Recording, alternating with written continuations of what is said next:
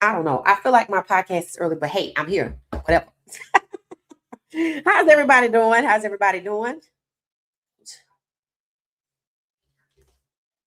Okay, good information. Okay, so if you saw today's caption for the podcast, it talks about if Shedeur Sanders would have started week 1, would the Browns would have started at week 1, where would they be? That's the overall question.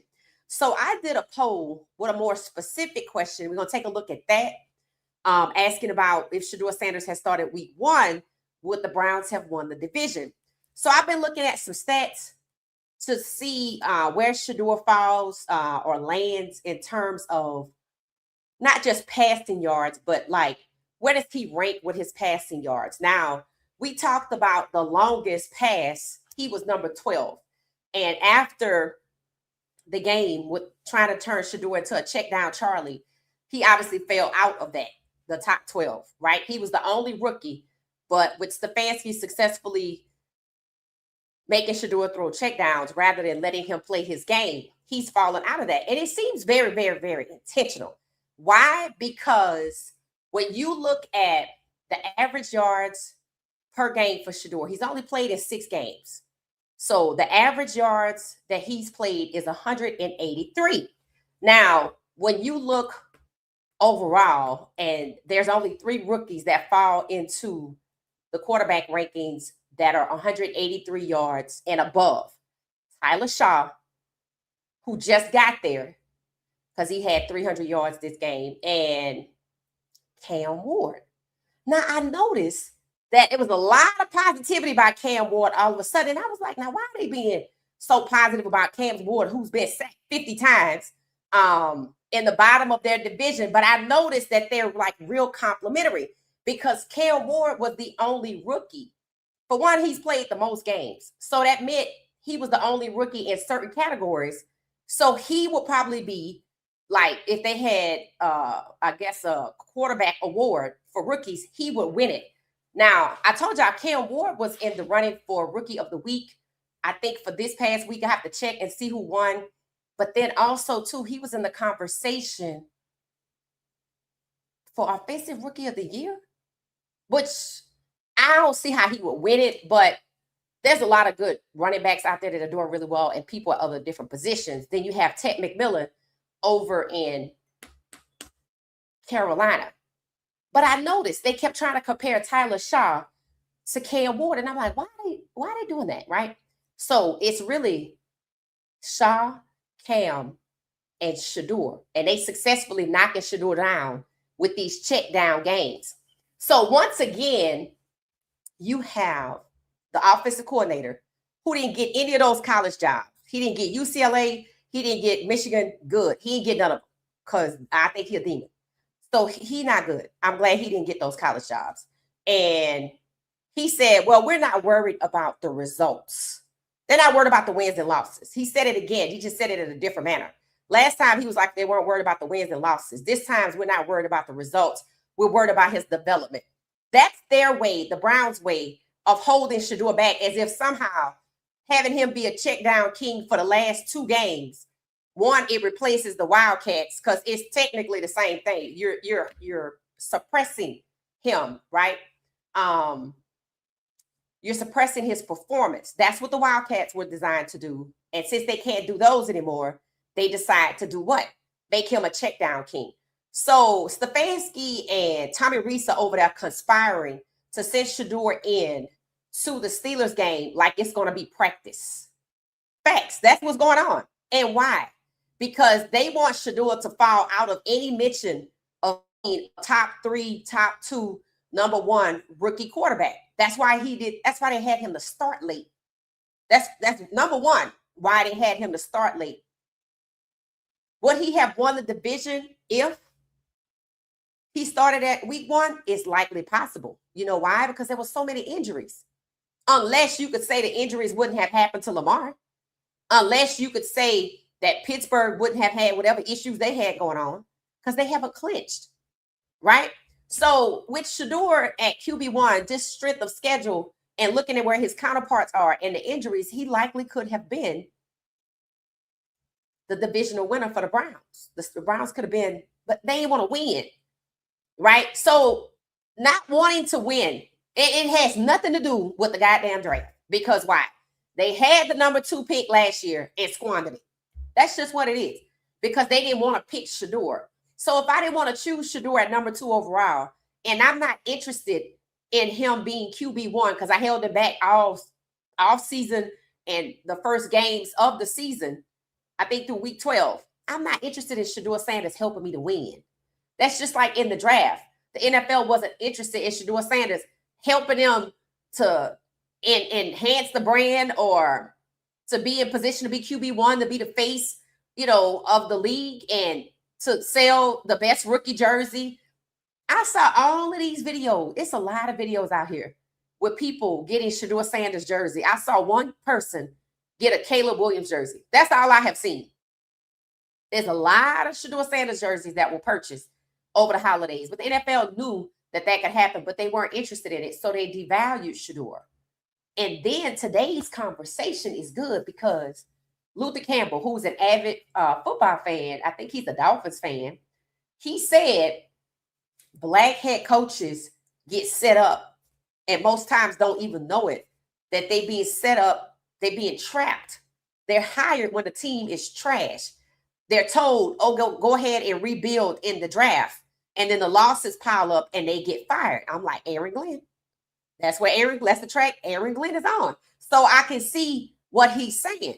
Now, another name floating around this weekend is Byron.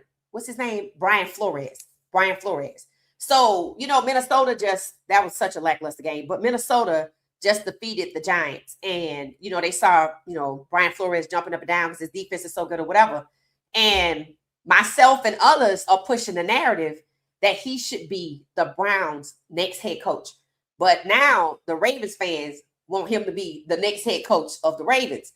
Pay attention. Lamar Jackson, Shedeur Sanders, they keep getting coupled together, whether they want to or not, right? So there's a certain faction, the same faction that hates on Shedeur, that's pushing Brian Flores to be a damn defensive coordinator. I said, no. I said, that's hella disrespectful. That man was a winning, successful head coach, and they fired him. And now he's a successful defensive coordinator. They need to elevate him back to his job. Don't forget, Brian Flores is suing the NFL, alleging that the NFL is rife with racism. And we have watched this play out in Shedeur's draft year and everything going on with Lamar and Shedeur, right? We're watching what he alleged to be true.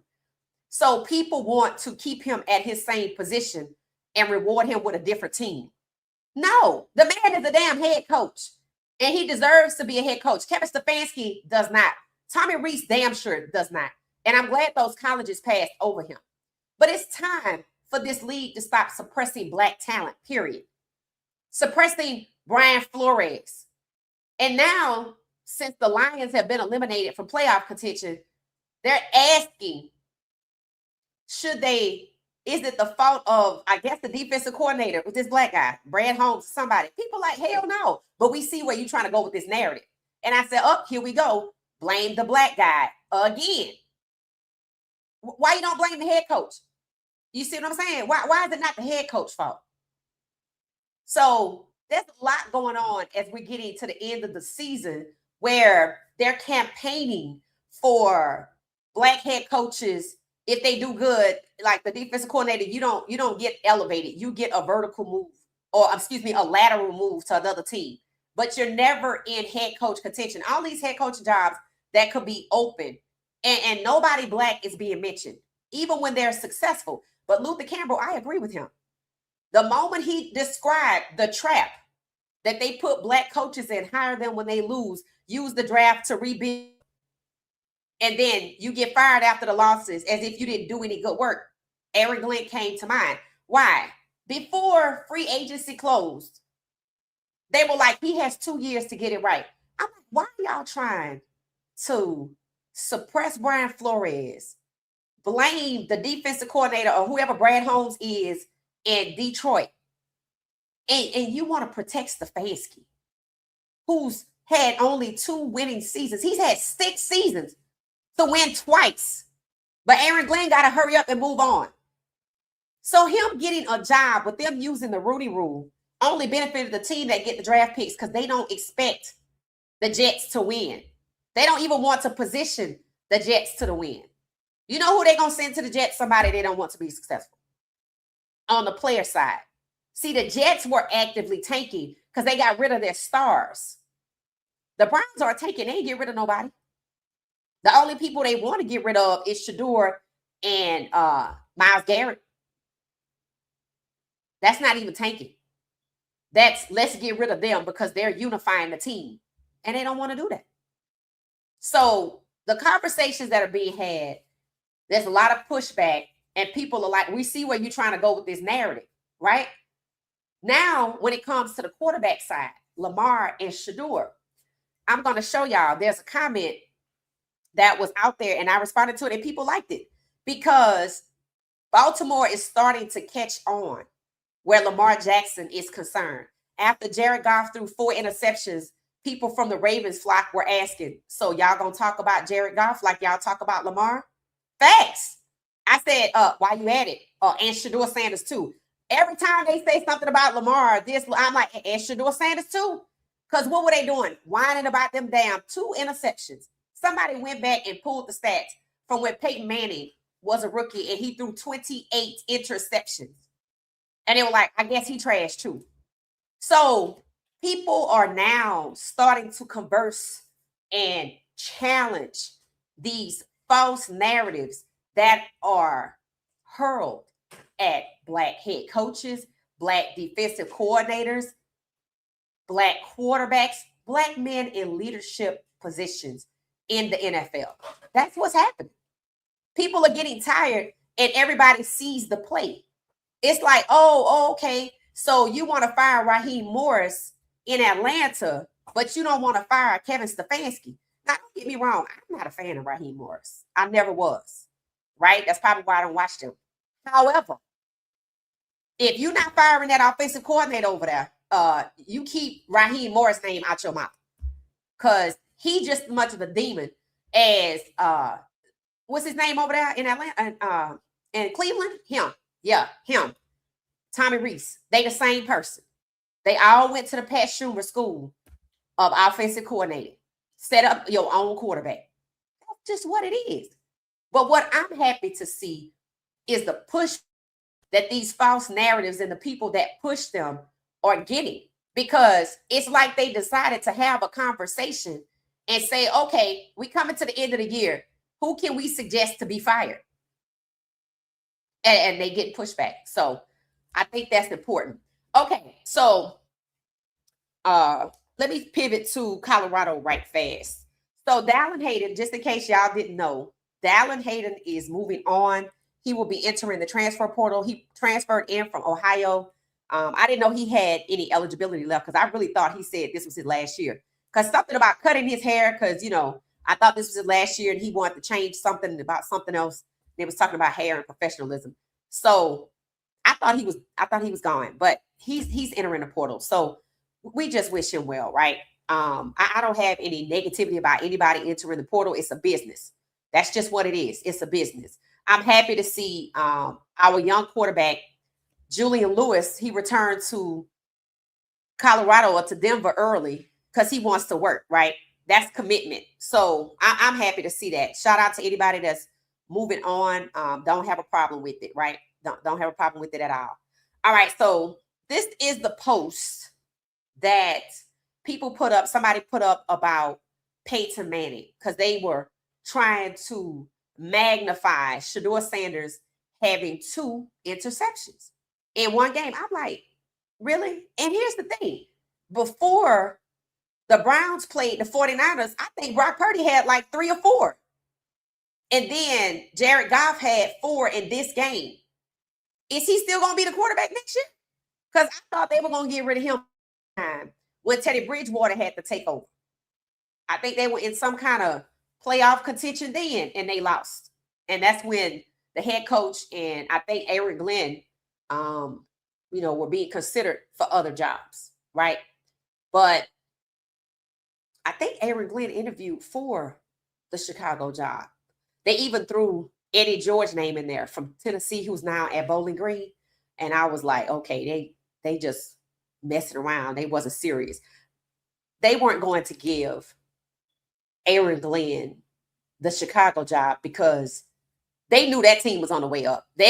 You wasn't gonna have Caleb Williams sacked 72 times for 2 years in a row. That wasn't gonna happen without a lawsuit. So they knew that team was on the way up. So they gave Ben Johnson the better opportunity and saddled Aaron Glenn with the Jets, who are no different than the Browns. The owner of the Jets is one of the owners who scrapped the end of the year survey that the players take the only time they get to use their voice because he didn't like it, that they said he was the worst owner. So that's the kind of foolishness that's happening over there in the Jets organization. And also the owner of the Jets said they were raising prices, but the stadium was half empty. Again, that's the kind of foolishness. They want Aaron Glenn to take over a franchise who doesn't care about the fans, who don't care about winning. This is just the perfect opportunity. This is the perfect time for Aaron Glenn to be the coach while they're rebuilding, because they're going to keep losing and then we're going to fire him. But over in Cleveland, they've been rebuilding since 2020. And nobody's still trying to get rid of Kevin Stefanski. He should not be coaching these last 2 games. The defensive coordinator, the offensive coordinator, and the head coach should have been fired. But they willing to use these last 2 games to suppress Shedeur Sanders so they can prop up Tyler Shaw and put him in front of Cam Ward and Shedeur. That's it. I think the Titans and the Saints are getting ready to play. Pay attention. Pay attention. Because I feel like everything, all of the marketing, all of the posts, all of the conversations about Tyler Shaw, them telling us he bought his O-lineman some gifts because he on a rookie contract. I'm like, he got $10 million fully guaranteed. He's straight. Because he bought them a shopping spree at Hugo Boss. That probably was a gift from Hugo Boss, but whatever. All of that feel-good story so people can buy into him as the franchise for the Saints. Cool, if that's what you want to do. But he not offensive player of the year over Ted McMillan. He not. And because he getting ready to play Cam, don't mean he's better than Cam, because you probably going to prop up that game. Just like the Ravens game is going to be propped up because the Ravens supposed to lose. The Browns game going to be propped up because the Browns are supposed to lose. Earlier in the member section, we looked at the depth charts. You can see how the depth chart is manipulated. In Cleveland, with Shedeur being a quarterback and everybody else being injured, there's a tussle over Harold Fannin Jr. What's the tussle? Harold Fannin Jr. said he playing. About 30 minutes ago, another post came out that said something came up, Harold Fannin Jr. not going to be playing. They trying to do everything to suppress Harold Fannin Jr. from playing. And there's probably 2 reasons for that. I think he's only 12 catches away from some record as a rookie. And at the same time, he's Shedeur Sanders' go-to. So it seems like there's a tussle over in the Browns camp, but the Browns aren't the only one. The Raiders, Max Crosby, and another player upset because they told they being benched and they like, we can play. I'm like, oh, is it time to have the conversation about benching players so teams can lose? Benching the best players so teams can lose? Where is the real competition happening? Where is the real competition happening? Is the competition who ends up with the first pick in the draft, or is the competition happening on the field and may the best team win? Where is that?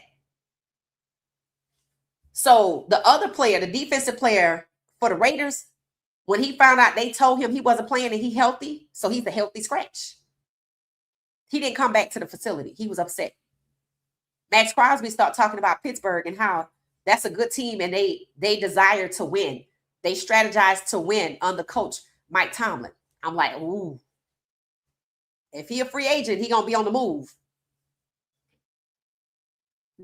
Players who go out here and bust their butts in practice only to be benched so the team can lose. It's disgusting. And you have somebody like Shedeur that you hold back all season long when you could have won your division, because winning wasn't the goal. And you take a head coach like Aaron Glenn and you set him up with a trap job so he can get fired. Because you know you're not going to win because you're not trying to win. The Miami Dolphins fired a black coach, Brian Flores, and he was a winning coach. The report is they incentivized him to lose.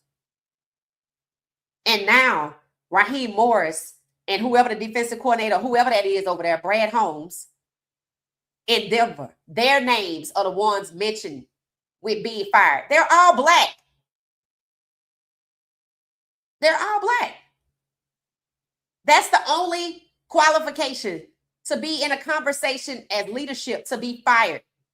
Why is Kevin Stefanski's name not in the conversation to be fired? Because he's a damn demon. 2, no real football being played this 17th week and the 18th week. And I don't know what the Browns are jockeying for any kind of position for, because they had the number 2 pick last year and squandered it. And all they're going to do is squander the number 2 pick this year, unless they want to get Dante Moore and make him a triplet over there, which is, again, suppressing black quarterbacks. So if I'm suppressing black head coaches, if I'm suppressing black defensive coordinators, yes, I'm suppressing black quarterbacks. That's not hard to believe. In fact, it's part of the trend of the pattern. And if you learn anything about statistics, if you look at how the pattern is falling, it's not a media storm Shedeur had to endure. It was a media attack. Not a storm, an attack. And if people would call it what it is, like people are starting to do as the season is coming to a close, it would have been a much better season for Lamar Jackson and for Shedeur Sanders. Both quarterbacks, different franchise and fan bases, say have been ostracized. I just put them together because they both are being treated the same way, which is why some people, not enough people, want Harbaugh fired. I'm like, finally. He should have been fired for the coaching decisions where Mark Andrews dropped that ball, but they rewarded Mark Andrews, a 14-year veteran, with a $36 million extension with $23 million guaranteed. That's a hell of a lot of money for a 14-year veteran, isn't it? What black veteran would get $14 million? They trying to get Lamar Jackson to retire. He ain't even been in the league 10 years. He told them straight up, I'm only 28. I ain't going nowhere. They don't like that. That he wants to make the decision to keep playing. So that's why his season was so raggedy, because it's going to be time to talk money in the next 5 years for Lamar. But they don't want to have that conversation. They want him to get the hell on. Some people want him to go to Miami. I'm like, it's funny. Shedeur or Lamar to Miami. Everybody wants Shedeur or Lamar to go to Miami. You do know that Josh Allen plays in that division. They are not going to make it difficult for Josh Allen to get out. You just watch Shedeur get cheated. The Browns team get cheated by its own head coach so that they could lose and not tie up the game or win versus Josh Allen. And Shedeur put up better numbers than him. But they don't care about that. They only care about the damn 2 interceptions until you bring up Peyton Manning. So if Shedeur Sanders had started in week 1, would they have won the conference, the division? Let me know your thoughts, and we're going to go over to the comments and see. So this is where it says Peyton Manning's interceptions rookie season 28. This is the most interceptions shown by any rookie QB in NFL history. And it just goes to show you it's about race and your family's last name. That's it. Your football legacy and your family's last name. That's the only thing that some of these people get by on. And a lot of people that were hired on the non-football field side of playing, this is how they got their jobs. That's why when they go to colleges, they are trash, because they're not real coaches. They not. They just friends of a friend. People make this situation much more than it actually is. Because in their typical workplace, most people had to qualify for the job. Most, not all. But in this football, the professional football space, the only people that got to qualify are the black people. That's it. So it said, don't let the Shedeur haters see this one. It won't help their narrative. Let me guess. Manning is bad too, right? So Shedeur is actually really good, right? All of the stats starting to come out where Shedeur Sanders has been pressured. And really answers how that he's been the basically clubhouse. under attack by the media. It's not a storm. It's an attack. And people need to ask why it is that Lamar Jackson and Shedeur Sanders have been so ostracized. My theory is because they both can elevate the game in their different quarterback styles. Shedeur Sanders were elevated on the pocket passer side, which is generally the white quarterbacks, but he black. He's cerebral. He's not supposed to be that. And then Lamar Jackson elevates the game at the dual threat side of the quarterback, and they trying to get rid of that. Why? Because can't nobody keep up with that. I mean, Jalen Milroe came, but they got him at third string in Seattle. They think they got him buried for 2 years. So yes, people can keep up with it. Josh Allen was a dual threat. You can go Google it for yourself. They trying to convert him to a pocket passer. Why? Because they don't want to keep drafting Lamar Jacksons. We want to put you on the pocket passer side, but then here comes Shedeur. So you got Josh Allen in a tier. They want to put him in a tier above Shedeur and Lamar, but they want to ostracize Lamar, Shedeur and Lamar, because they can elevate the game above Josh Allen. The only time Josh Allen can win against the Ravens is if somebody on the Ravens team messes up, just like the Browns. And on the last game with the Browns versus the Ravens, it was the tight end that was jostling the ball around. And then the holder, after the snap, took the ball and threw 3 points to the cameraman. The tight end in the Browns scenario, the tight end in the Ravens scenario. That's just a play that they pull out when they want to rig the game. And it's rigged against two black quarterbacks who are ostracized more than any other, Shedeur Sanders and Lamar Jackson. Let's take a listen to what they're talking about, what Shedeur had to deal with the media. Is everybody is talking about this overconfident guy when he's in these press conferences. I don't see that at all. I think he handles the media very well. They're trying to bait him into giving bad answers about coach and really answers that are going to split the clubhouse, split the locker room, create problems for this team right now that's already got a ton of problems. And he avoids them very nicely. I think he is really very comfortable behind the mic. And, you know, I think he's also very honest with people. He tells them exactly the way it is. Everybody is talking about this overconfident guy when he's in these press conferences. I don't see that at all. I think he handles the media very well. They're trying to bait him into giving bad answers about coaches and really answers that are going to split the clubhouse, split the locker room. Now, why is it the media will be invited back if its goal is to split the locker room? Why would you invite the media back? So you don't even care. You don't even want a cohesive or a unified locker room. You know why I don't want a cohesive or unified locker room? Because I'm not trying to win. You don't allow that foolishness when you're trying to win. You allow your locker room to be torn apart using the media when you don't want to win. You don't want the team to rally around this particular quarterback. That's why you allow that. That's exactly why you do that. Let me know your thoughts about that as well. Because that's what Shedeur has to deal with. They wouldn't let this happen to Peyton Manning. They wouldn't let the media tear apart a team that started the season wanting to go to the Super Bowl and everybody was on the same page.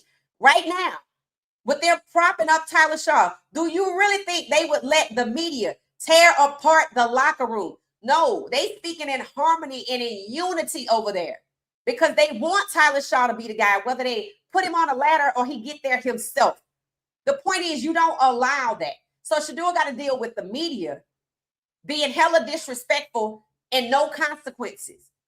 And then people in their feelings because certain Black reporters and media people have press credentials and they feel like they're going to get pushed off. That's a personal problem. And we don't even have time to deal with that. But Shedeur got to get torn down and they want him to allow the media to tear apart the locker room as if he isn't smart enough to see what they're doing. And it's crazy how the media acts like they have the right to be a detriment to the team. That makes no sense. There's zero accountability in Cleveland. This is why people are saying the ownership that's current, they got to go. You obviously do not care about the team if you are positioning the team to lose consistently year over year. And there's no consequences. You're not trying to win when there's a Black quarterback at the helm or when there's 3 Black quarterbacks coming out in the top 3 and you have a top 3 pick. It's no different than what the racism that Brian Flores has faced. Blame the Black guy over here in Detroit and not Jared Goff and the white head coach. Blame Lamar Jackson, but not Harbaugh. Blame Shedeur Sanders, but goddamn it, when you gonna fire Stefanski? And you got an offensive coordinator talking about winning isn't important, but development is. But all spring and summer long, it was not important to develop Shedeur Sanders. And when he proves he don't need y'all development, don't forget the Panthers game. He had no help from them. Only hatred and betrayal and lies. They isolated him in plain sight, and he still put on that uniform, went in there and balled out like an NFL veteran, which is why he's consistently ranked amongst the NFL veterans. And they talking about, we're not worried about winning or losing. We're focused on development. Well, that's new. That's an excuse to hold him back. And they are no different in Cleveland than they are in Baltimore. They don't want to win. So you think at a time when Black leadership once again is under attack in the NFL, be it a GM, a head coach, a defensive coordinator, because there are 0 Black offensive coordinators. Or that tell you what Brad Holmes is. Attacking Black head coaches, the few that's left. There's only 4. Now I want to fire Raheem Morris. How much you want to bet they want to fire the guy over in Tampa too? I don't know his name, but I know he Black. That was Shiloh's former coach. They probably mad at him because Shiloh was able to join the team in the first place. It wouldn't surprise me. I don't know why the hell they hating on Baker Mayfield so tough. Probably because he left Cleveland and eventually found his way to a team where he can win. But see, he gets that opportunity. Will Shedeur? So when people ask, should Brian Flores be a defensive coordinator? Hell no. He honestly should be the next head coach of the Cleveland Browns. And the offensive coordinator should be that young guy that was on the arena. I don't even know his name, but y'all know who I'm talking about. I showed a clip of him. I'm like, nah, that's he used to play quarterback for the Browns. That's who the offensive coordinator should be. Somebody that knows what they're doing. Somebody that knows that winning is the goal. I shouldn't have to tell you that. When you're in a professional league and you're talking about results aren't important, you got your job because of who you knew. And if that's what the league want to become, well, then it's a matter of time before it all burned down. Fans are already starting to put 2 and 2 together. Now, when they make the connection from Lamar to Shedeur facing the same thing because they Black,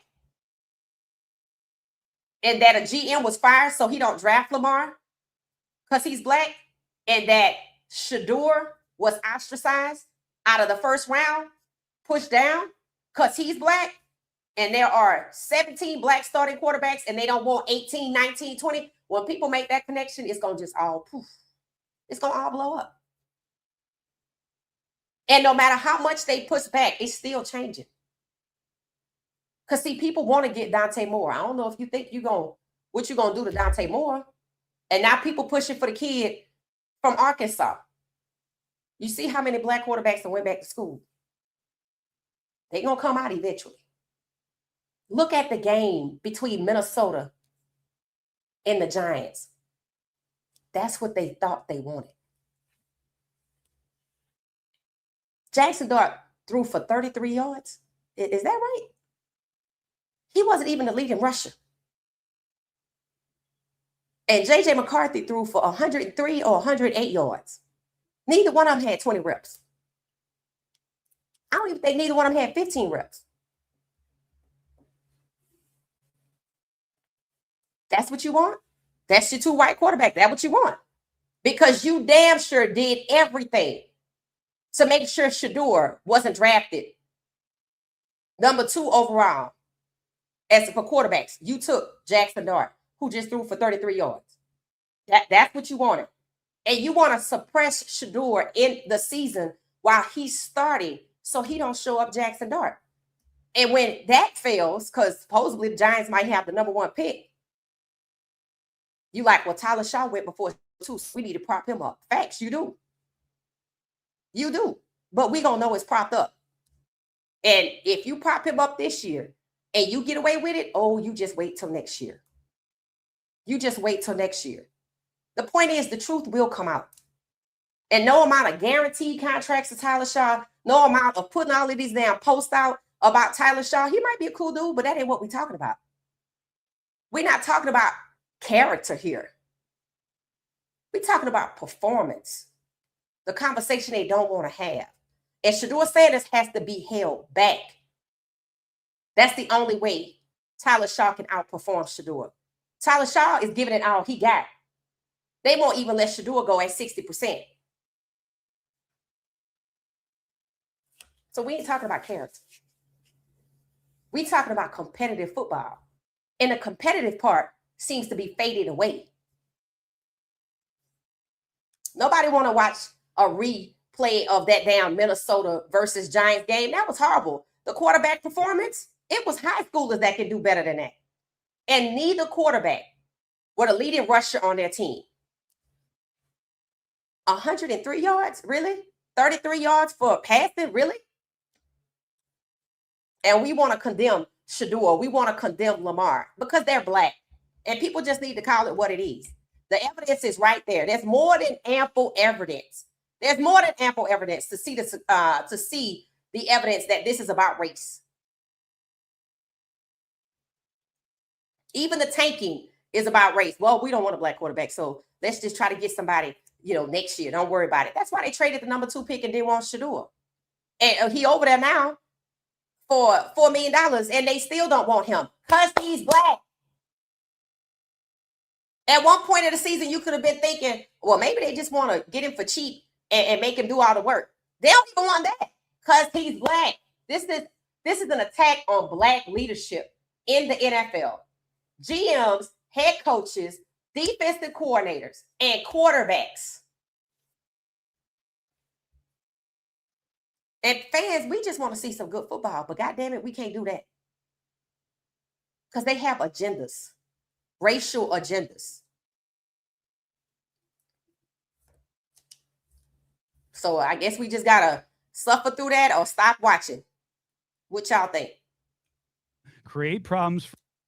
Just stop watching, I guess. But we're gonna be watching Shedeur. That's one thing about it.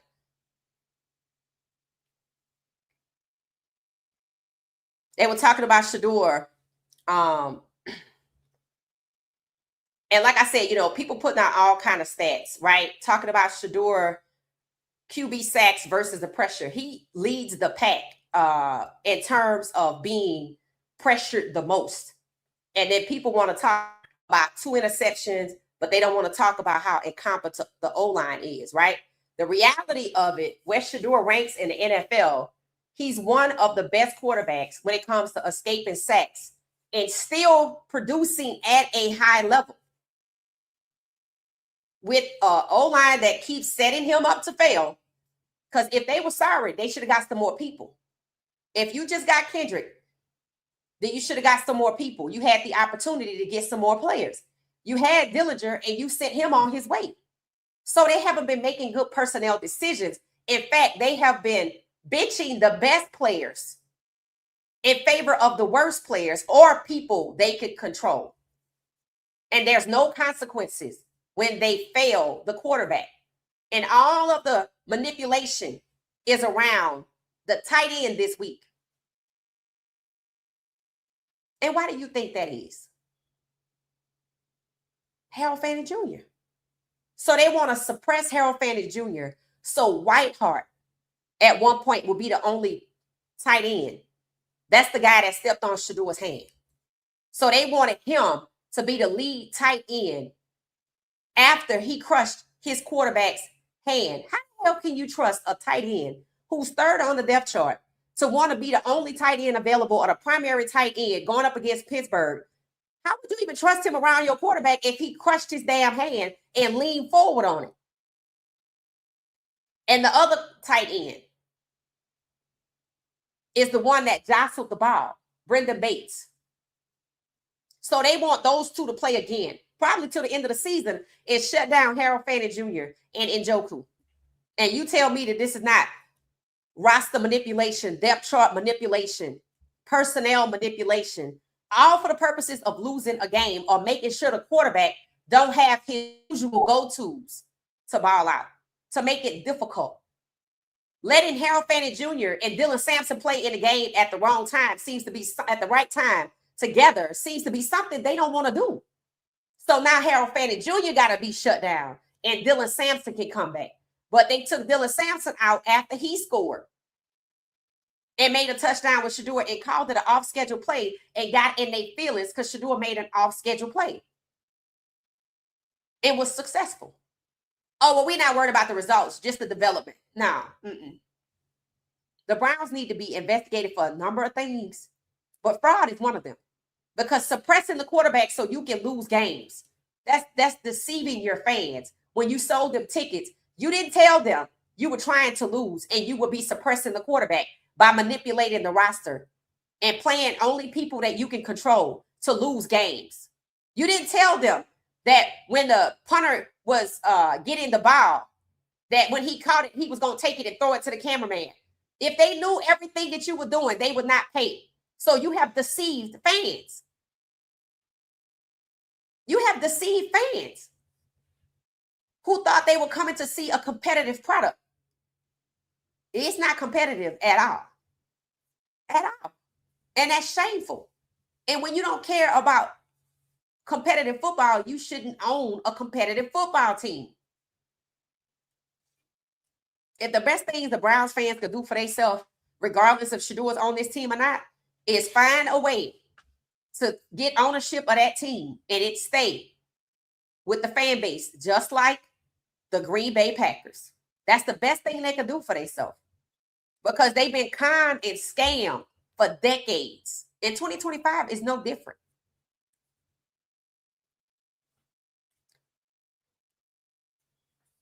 So I took a poll. Let me share it with y'all. I took a poll, and these are the results of that poll. It said if Shedeur Sanders started in week 1,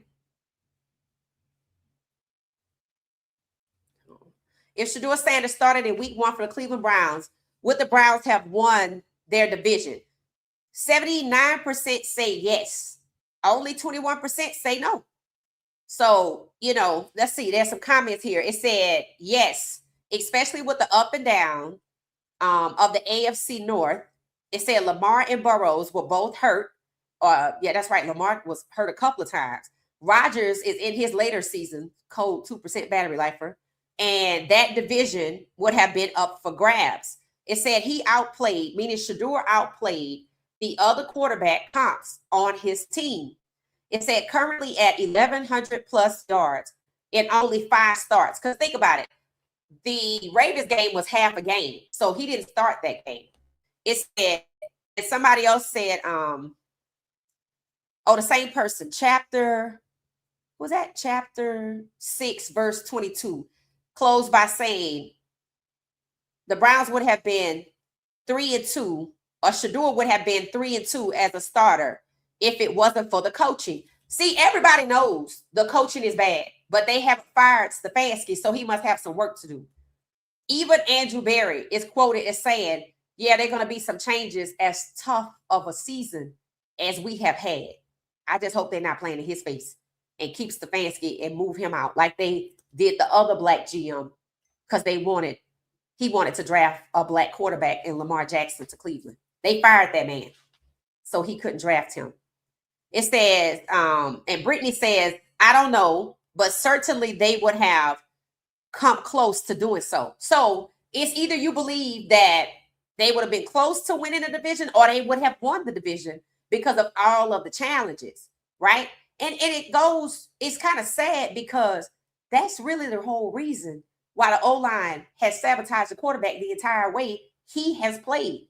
That is why in the Ravens game, in the first half, they protected Dillon like Fort Knox. But in the second half, they didn't protect Shedeur at all. And we haven't watched them protect Shedeur since. Why? Because they know he can win. And how they know he can win? Because the Browns spent time with Shedeur extensively to be their franchise quarterback. They just got their franchise quarterback at a deep discount. And they're showing everybody, we don't want you. We don't value you. That's why we didn't draft you number 2 overall. Because he's black. That's just it. They don't want to win and have long-term a black franchise quarterback. Deshaun Watson has not more than 10 games since he has been there. And they have kept him injured. What did they do to Shedeur last week? They stepped on his damn throwing hand and tried to crush it and ripped his fingernail off so he can't throw. Injury. And I said, pain is a weapon and went into the chat and did. I also said he need to buckle up through these last 2 games because as I read, the coaching, everybody knows is problematic. The O-line, everybody knows is problematic. There have been no consequences and no pressure for Stefanski to rotate the O-line players. And when they got somebody new, they put him on waivers. And then Andrew Berry went back and got somebody else. And they got him at the 3. There's more than ample evidence to suggest that they should have got a replacement for Cam. They should have got a replacement for Joel Bitonio. They should have got a replacement for Jack Conklin. Oh, wait, they did. Cornelius Lucas. But Stefanski won't play him. All I know about him is he better at pass protection and protecting the quarterback.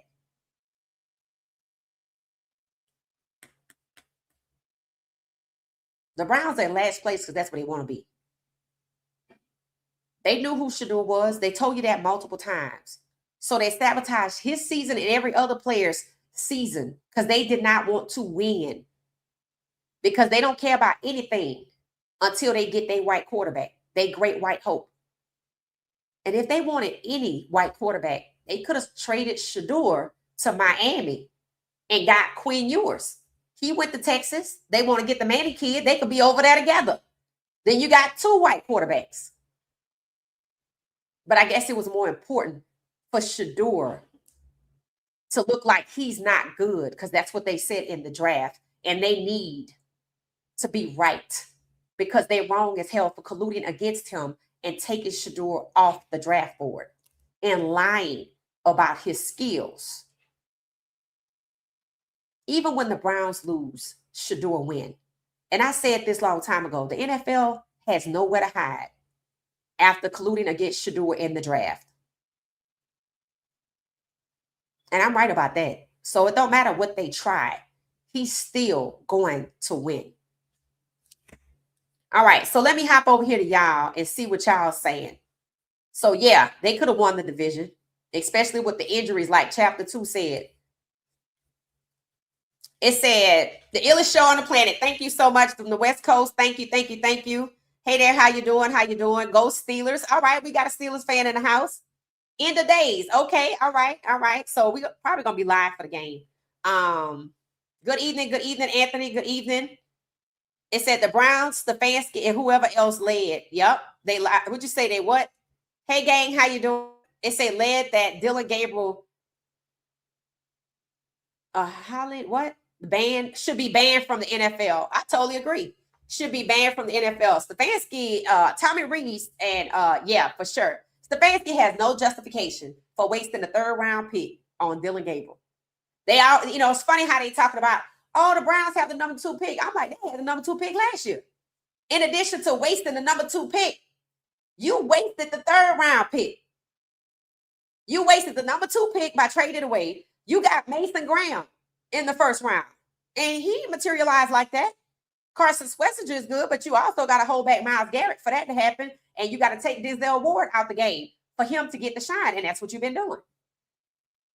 If we playing straight up football, and you wasted a 3rd round pick on Dylan, you could have got somebody that could actually get the job done. But see, he was an undrafted free agent that went to the Manning Passing Academy.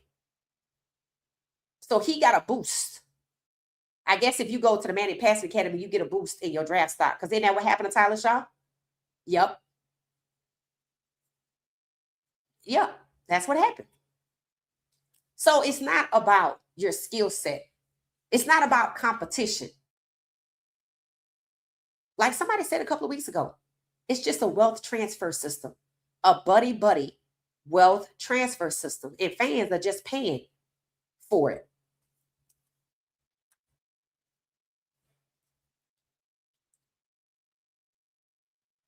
It said the Browns will be in the playoffs if Shedeur started since game 2. Okay, I like that. I like that. It said why Kevin Stefanski has a weird relationship with Shedeur Sanders. Yeah, I mean, probably because he feels like, from what I can tell all season long from watching, Kevin Stefanski doesn't think Shedeur is worthy of holding the most important position on the team, and that's the quarterback position. And, the NFL just has this ugly history with Black NFL players being quarterbacks, from banning them outright to trying to switch them off to different positions, to stacking them behind the QB1, making sure they never get to the QB1. Look at how they treated Lamar in the draft. And look at how they treated Shedeur in the draft. These were 2 quarterbacks they were openly, disgustingly colluding against. And they humiliated both of them. And now they're using injuries to try to suppress both of them. But they put them in the same division so they can fight each other to get out.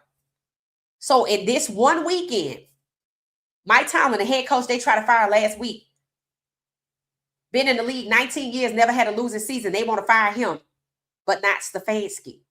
This is about preserving a parking space for somebody because they're white and not letting a Black person park their car there.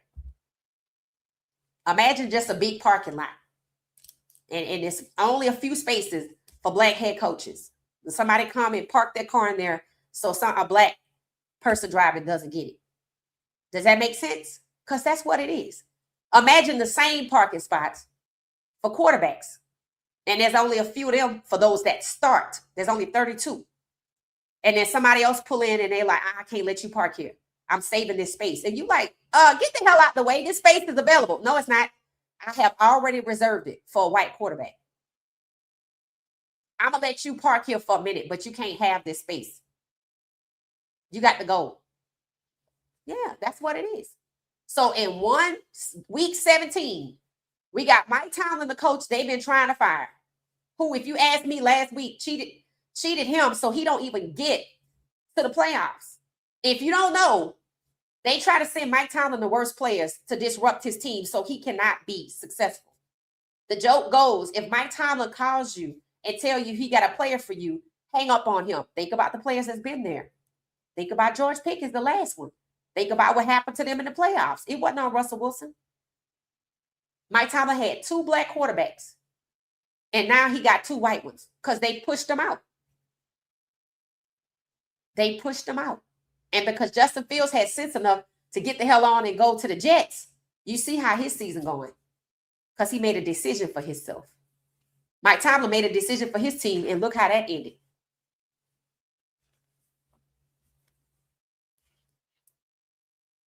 They only want to play Russell Wilson when Jackson Dart has done immeasurable damage to his career in a game.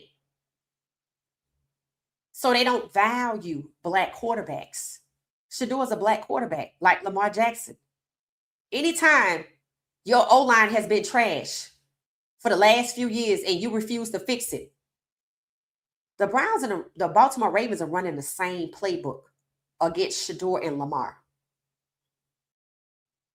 The O-line.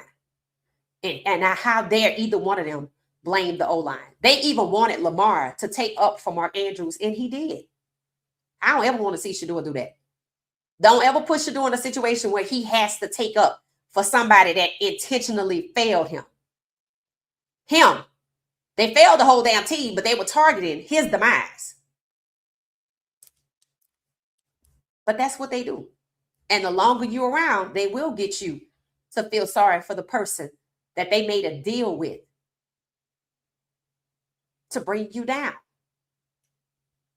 So week 17, Mike Tomlin, the Steelers, they need to win. The Ravens need to lose. Lamar Jackson need to lose. The Browns need to lose. Shedeur Sanders need to lose. Lamar Jackson need to lose. And that's how Mike Tomlin finally gets his due to move on. It took 2 black quarterbacks to be on the opposing teams for Mike Tomlin to get the green light. And let's see if they praise only Aaron Rodgers. Is he playing? I think he is. I saw him in a press conference. So it's going to take another team like the Bengals to have a black quarterback, and then Lamar will get to go. And then Lamar going to move on, and it's going to be Shedeur and another black quarterback. And then one of them going to get to go. That's it. Only one can get out. That's just what it is. So Stefanski acts like he doesn't believe that Shedeur Sanders is worthy of being a quarterback. It said they need to hold the right people accountable. I totally agree. The prop masters are in full effect. Absolutely. Yes, they win the division. There you go, Anthony. And here's the thing. A lot of people knew this, right? Remember, Shedeur was already targeted to go to Cleveland. And it's funny how they never talk about that. All I hear is, oh, well, Jackson Dart was the best choice. I'm like, Shedeur was never going to the Giants. They've never had a black starting quarterback drafted out the first round, but neither have the Browns. But they pretended to be interested in Shedeur right up until right before the draft. And they waited till everybody got their quarterback selected. And then they went ahead and cut him loose. And since he's been over there, they've been treating him like he's Cinderella. Because they don't want to win with him. For the same reason as Cinderella, they didn't want her to be the one. No difference, child's play. It said, I feel if Shedeur played the entire season, they would have made it to the playoffs. Yep, I agree as well. It said, yes, if they let him play his game and coach to win. Yep, there you go. And that's key, because they weren't coached to win. See, they got Dillon because they didn't want to win. See, they already had a plan. They had a multi-year plan. And it ain't about that damn stadium. It's about who's going to take them to that stadium. See, they knew that this was the year that the majority of the quarterbacks would be black coming out in the first round. Shedeur Sanders was 17. You heard me say that a million times. But see, they already knew what was going to happen in 2025 because they planned it in 2024.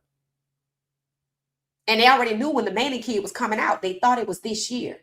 And you saw how they was going to try to rig the Heisman. That was crazy. I'm like, so y'all just going to rig the damn Heisman so he can get it and come out in the first round.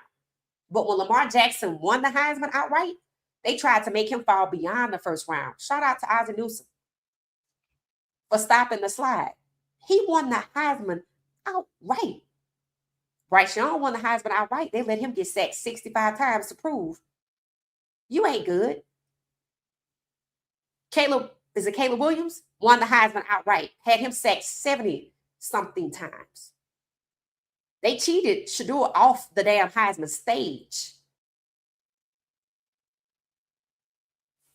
because it was going to be tough to push him down to the second round being on that stage. And they propped Dillon up over there, just like they propped Dillon in front of Shedeur in Cleveland. That is a message. The message goes all the way back to,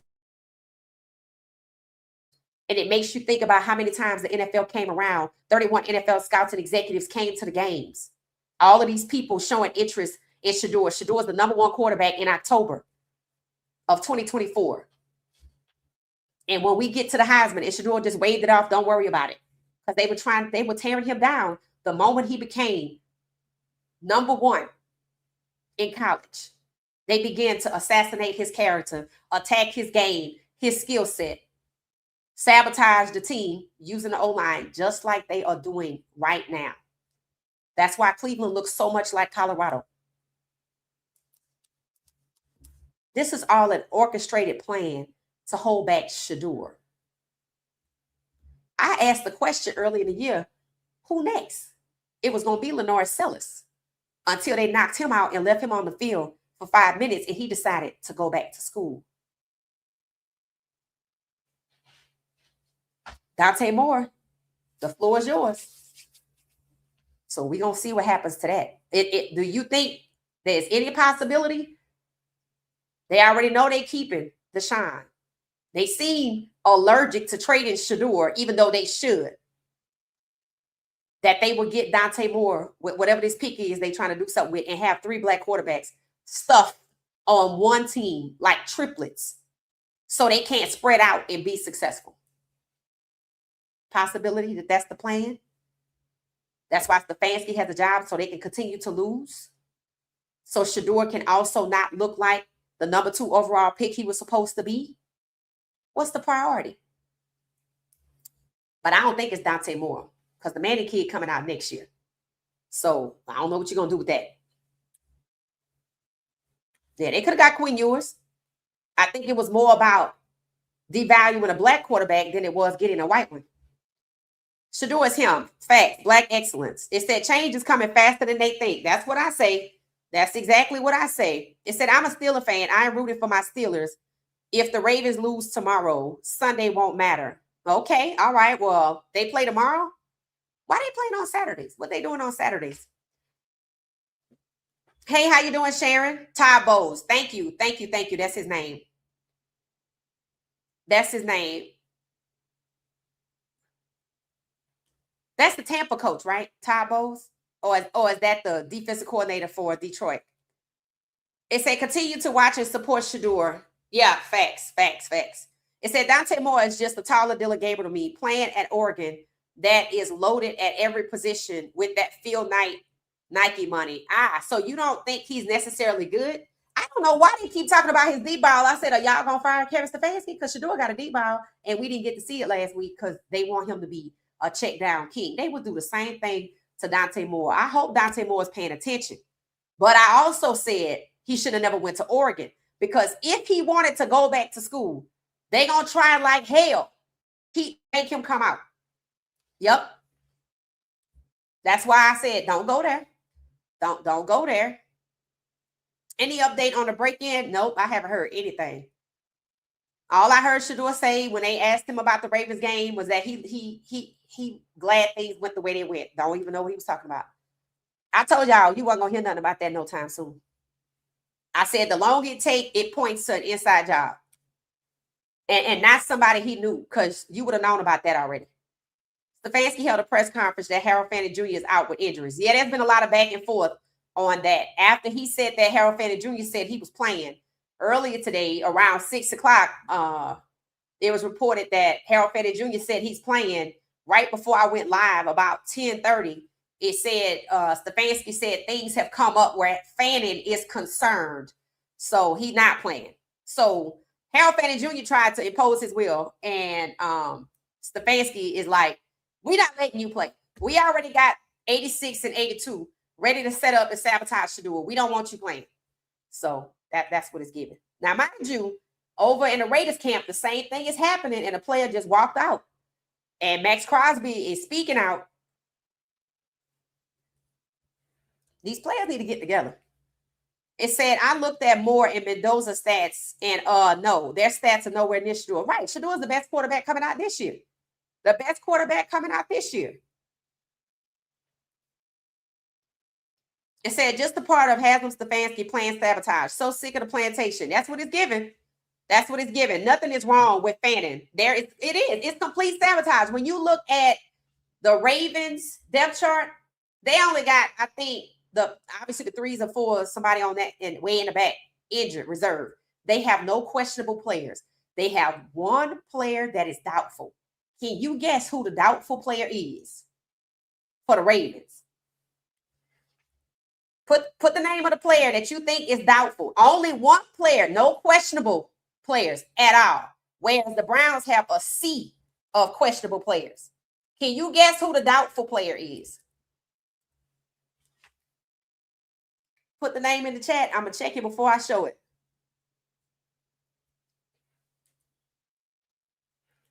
Yup. All right, let me check and see what y'all put. Who the doubtful player is. Some of y'all, I know y'all know because y'all were on the members live stream. Let's see. Oh, Ty Bowles is Tampa's coach. Okay. All right. I'm waiting to see if y'all gonna tell me if y'all know who the doubtful player is. Lamar. Facts. Let's take a look at this. Now you're gonna see a striking difference from the Browns depth chart because you can tell what's going on. If you smart, you ain't even got to be a genius. You just got to be able to put 2 and 2 together. All right. So first and foremost, that is correct. It is the Ravens. Let me share that. Now look at the Ravens depth chart, how clean it is. Only one person is problematic, doubtful, however you want to say it, injury. It's not even injured. If you injured, you have an IR next to your name. And we know you're not playing, which is why you're at the back of the depth chart. If you're suspended, you're at the back of the depth chart. So everybody's free to play except for this guy right here, the quarterback, QB1, Lamar Jackson. Now, I'm not a betting person, but if I had to bet who gonna lose this game, it's Lamar Jackson and the Ravens. Now, let's look at the Browns depth chart. Y'all ready for this? You can see what's going on by who's isolated. Okay, so now we have the Browns depth chart. And, oh, hold on 1 second. I guess it keeps dropping off. Okay, so I might have to show it again because I guess it dropped off. Okay, so this is the Browns depth chart. Okay, look at who's isolated technically, okay? So this is the tight end. Harold Fanning Jr. is still questionable. There's a back and forth. And Joe Cool back and forth. You know how important Harold Fanning Jr. is to the game.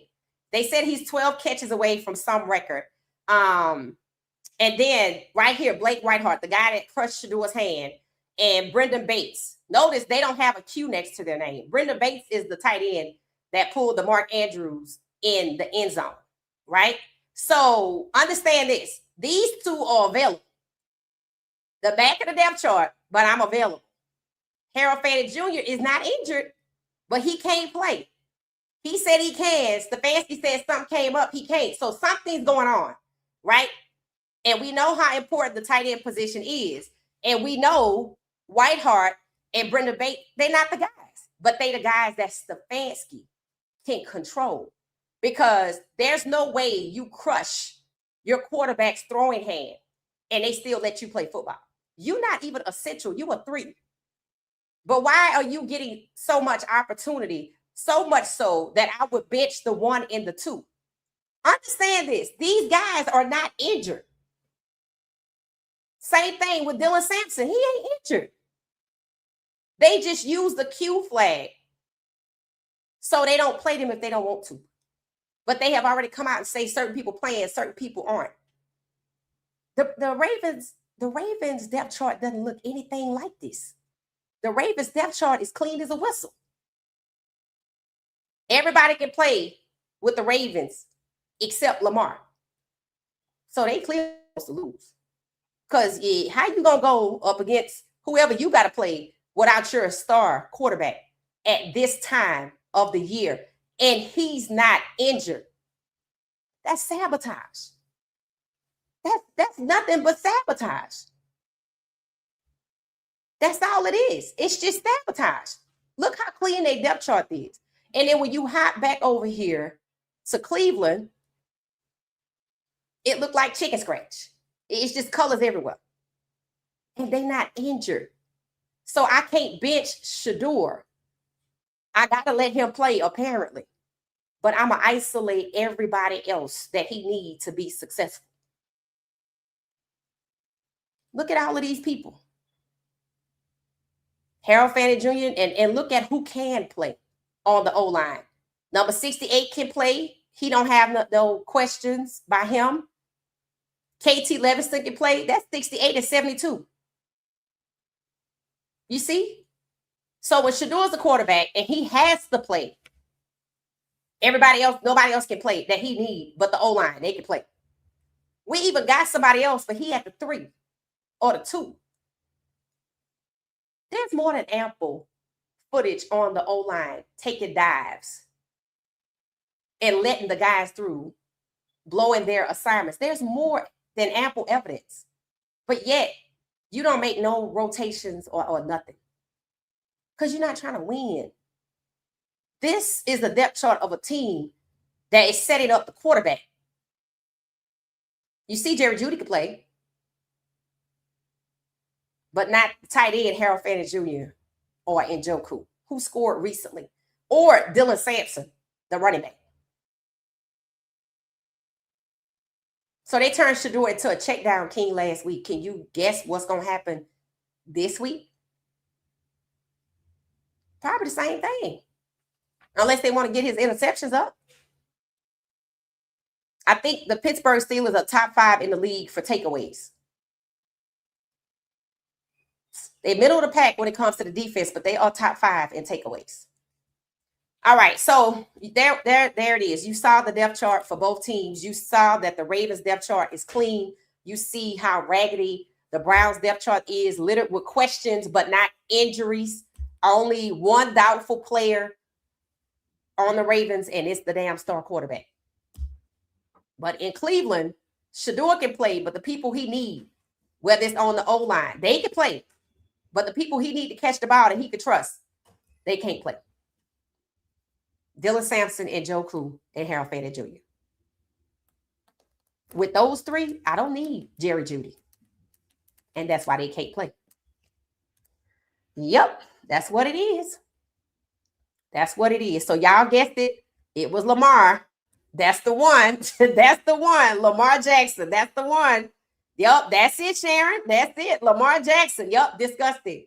Yep, it's disgusting. He said Dante Moore this year at Oregon, 28 touchdowns, 8 interceptions, 80.3 QBR, 3,046 yards. Fernando Mendoza this year, 33 touchdowns, 6 interceptions, 29.80, 6 interceptions. Shedeur last year, 37, 9, 41, 34, and QBR of 169. Is that what that is? 169?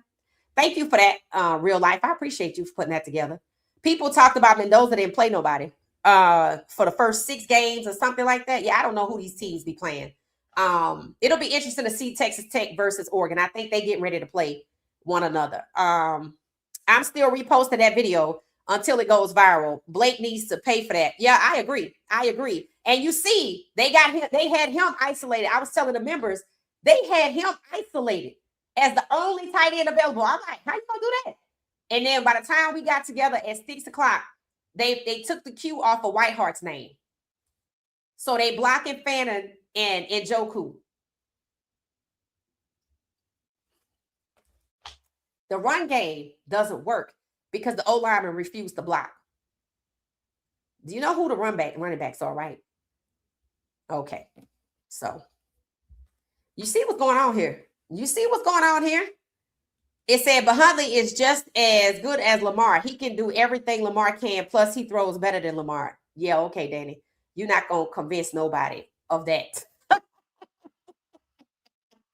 You're not going to convince nobody, including Huntley, of that. We already know who Huntley is. What are you talking about? We know who Huntley is. Huntley was just in Cleveland. So, no, that ain't the case. That is not the case at all. It is not the case. We like Huntley, but he ain't no Lamar. Like, come on now. It said if Huntley was just as good, he would be a starter in the league. I don't know about that either, but technically, yes. Technically, yes. Technically, yes, you're correct. It said the O-line guards took a dive that play. Junkins got hurt. They gave Milano a straight shot untouched at Junkins. Yeah. Why? Because they want to take him out the game. They want to take him out the game, but I hate to tell them the running back room is stacked. The running back room is stacked.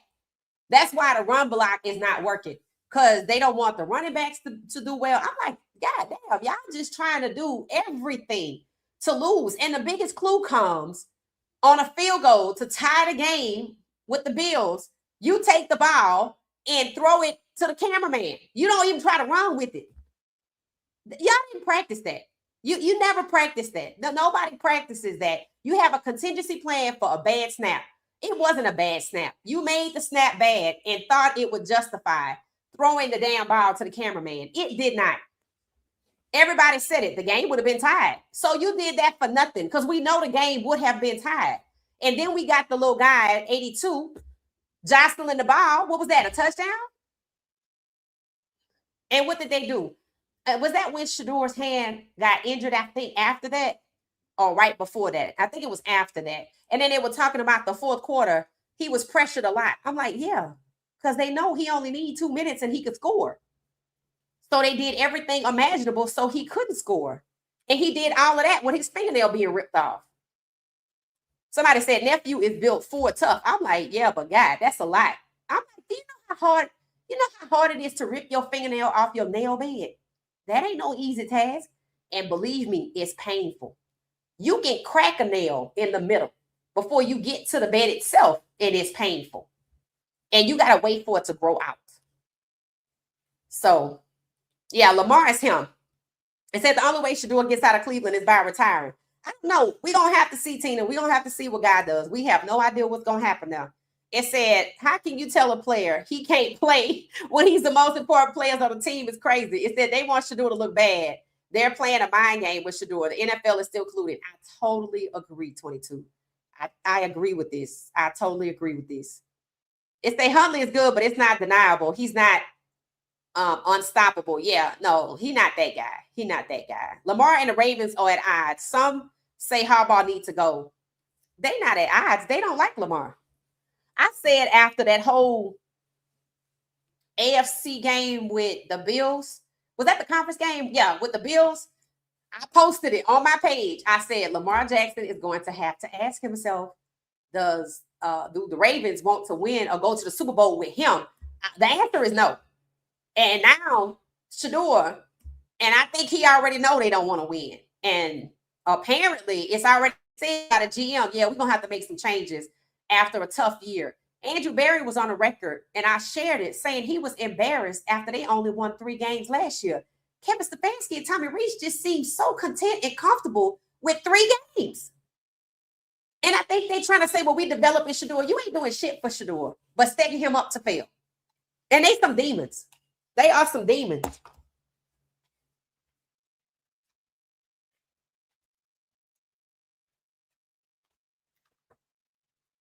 Yeah, they're not developing Shedeur. I'm like, in fact, y'all trying to tear the kid's skill set down.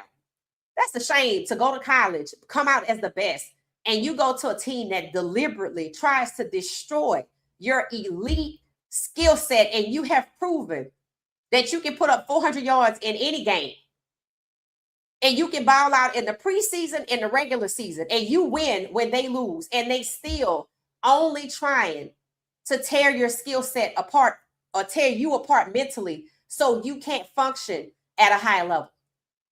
That has to be the most disconcerting thing for these young men who've been playing football since they were 5. That's just sad. That's just sad. They some demons. That's just what it is. Stefanski and Tommy Rees, they some demons, bro. Vermont. Oregon always lose in the big game. It said Dan Lanning is the most overrated coach. Yeah. Yeah, I think Nike keeping them afloat. I totally agree. Totally agree. It said Lamar Jackson 2024 threw for over 4,000 yards with over 900 rushing yards. Wow. And 41 TDs and 4 interceptions, the only QB in history of the NFL with those numbers in one season. And they snatched that MVP from him and had the audacity. Acho tried to explain it by saying the MVP isn't the best person. It's the most valuable person. I'm like, Acho, the best person is the most valuable person. Best valuable, same thing. Like he was in New Orleans. He really tried to say that Josh Allen should have won that. Well, know why? Because he changed his vote. He was one of the ones they got to change his vote. I heard them say, I think on one of the podcasts by some basketball guys, that he's just really desperate to be seen by the people that fired him. I'm like, he don't even appreciate that he built a good product over there with his podcast. That's insane to me. That just means you will never be happy without their validation or approval, which means white benevolence is real for him. But he's not African American, so he gonna have to learn. He just gonna have to learn. Mike Tomlin planting the seeds to get Shedeur for the next year when Aaron Rodgers retired. That should have happened. Yeah. I'm not mad at Mike Tomlin because I wouldn't have drafted Shedeur and made him QB2 because you're gonna make me look like a fool because he eventually gonna get out here. Think about it. Mike Tomlin knew Shedeur was gonna have to show what he could do. If Aaron Rodgers was lackluster and Shedeur gets out here at the end of the season and balls out, like he got Dylan looking like trash. Y'all, they say Dylan is injured. That's who they had injured. They had him with a Q. They said he got hurt. We like when? Walking to practice? Because when the hell did he hurt his shoulder? Come on, guys. Come on now. Come on now. Dylan injured from where? Come on now. I think they just want to activate Billy Zapp. That's what I think. The Lamar smear campaign is crazy. I totally agree. It said Max Crosby walked out the facility. I thought they said it was somebody else. And Max Crosby was just talking about it. But okay, if you read it. It said the highest QBR rating of all time. That's why they weakened his O-line this year. They placed guards to his left and right, so he has nowhere to escape. Yeah, you know why? Because they want Lamar to stay in the pocket. Yep. They want to break down Lamar Jackson, dual threat, elite skill set. But guess what other quarterback they did that to? Several, but one in particular. Vince Young. Same thing. They use the term, we prefer a pro-style offense. That means white quarterback. I don't even know if they say that much no more. When I was doing my research on NFL, and I went through all of these quarterbacks going back to Marlon Briscoe, and I was just like, man, these dudes have been given the shaft. Like, it's just crazy how their careers were just trashed, right? Even in college, how they tried to hold them back. I think it's Dante Culpepper. They wouldn't even let him go to a big school, so he had to go himself. I think he balled out over there. And then I think they came and got him after he balled out at a small school. And then when he got to the league, they only let him throw the ball for 5 yards or something crazy like that. Keeping him on the bench. People like, well, Pat Mahomes didn't get to start. I'm like, that don't mean he couldn't. I'm like, clearly he could.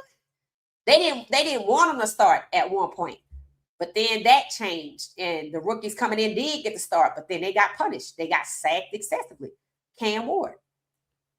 So in a way, Cam Ward would have been Shedeur had Shedeur gone somewhere and played his first season. Do you know what I heard these people say in the last 2 weeks? I think I forgot to tell y'all about this. They were like, well, we don't know about Jaden Daniels being a starter next year because he's just not that durable. I said, excuse the hell out of me, J.J. McCarthy and Joe Burrow. Are you serious right now? But see, I knew that was coming. We talked about this before the season. I said, they're going to get Jaden Daniels. And they did. They did. They sure did. And now they're trying to do him in for next year. He's just not that durable. I'm like, bro, Joe Burrow got turf toe this time. What he had last time? I'm like, Joe Burrow get turf toe. Shedeur Sanders gets his hand stepped on by his own tight end. It's just, it just looks like, right? We talk about a tight end that's white, right? Just like Mark Andrews, just like Brandon Bates, right? It's just the same type of setup for these black quarterbacks, Lamar Jackson and Shedeur Sanders. And it's sad because it just looks like an unwelcome to the NFL. You're not welcomed here. It's the same thing white people used to do to black people, whether it was at a country club or at the office or a goddamn counter where you sit down and eat at the counter. It's just like when you are new in their spaces that they think are their spaces. Black people been playing football, but it's the quarterback role that's catching all of the hell, that's being attacked, like the black head coach. Totally done away with the offensive coordinator. No black offensive coordinator. Going in on Raheem Morris, but not saying anything about their offensive coordinator. Who's the problem? Don't be surprised if that defensive coordinator whose son supposedly got Shedeur Sanders' phone number off some email get the job. Maybe that'll be his reward, like Mark Andrews got rewarded. 14-year veteran getting a $30 million contract. Okay. Fully guaranteed, $23 million, fully guaranteed. Get the hell out of here. I'd love to see a 14-year veteran that's black get that. And they trying to run Lamar off. So that's just crazy. It said Dan Lanning is overrated.